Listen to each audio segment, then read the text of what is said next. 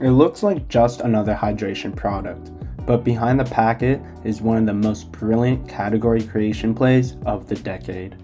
They didn't disrupt hydration by outcompeting Gatorade, they made Gatorade irrelevant to a new kind of buyer. This is the story of how Liquid I.V. used repositioning, not reinvention, to create a 9-figure brand. Liquid I.V. didn't just find a niche, they created one. With no prior beverage experience, founder Brandon Cohen built a $1 million brand from scratch using influencer marketing, community-first strategy, and a category positioning playbook straight out of the modern-day CPG marketer's dream. Here's how it happened. Back in 2012, hydration options were boring. You had two camps: sports drinks like Gatorade loaded with sugar, and a medical grade option like Pedialyte. There was no middle ground. It all starts here with Brandon Cohen, a guy in his early 20s hustling in the marketing department of the Arizona Diamondbacks. You'd think the epiphany came from a clutch home run, right? Nope, it came from baby formula, or more specifically, Pedialyte. He noticed professional athletes, the pinnacle of physical performance, drinking something designed for dehydrated toddlers, and they weren't exactly advertising it. That's strange, right? Why were grown adults resorting to baby hydration products instead of, well, something designed for them?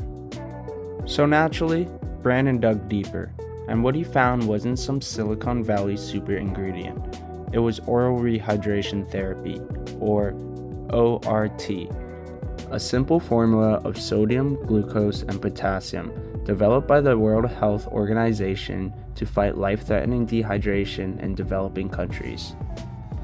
The science, legit. The impact, massive. The lesson, sometimes innovation doesn't mean inventing something new. It means repositioning something proven for a new audience. Its packaging borrowed from wellness brands. Bold, minimalist, confident. No lightning bolts or Gatorade splash graphics. Instead, Liquid I.V. used the language of modern wellness: hydration, immune support, energy. They weren't competing with sports drinks. They positioned themselves as an upgrade to water. And instead of talking about performance, they leaned into convenience, daily use, and modern rituals. Liquid I.V. became the kind of product you packed in your carry-on, brought to music festivals, or kept in your nightstand after a long night out. Liquid I.V. gave customers permission to care about hydration the way they already cared about skincare or supplements. They didn't just use wellness language, they redefined hydration as an act of self-care. That single shift let them break free of the sports drink shelf entirely.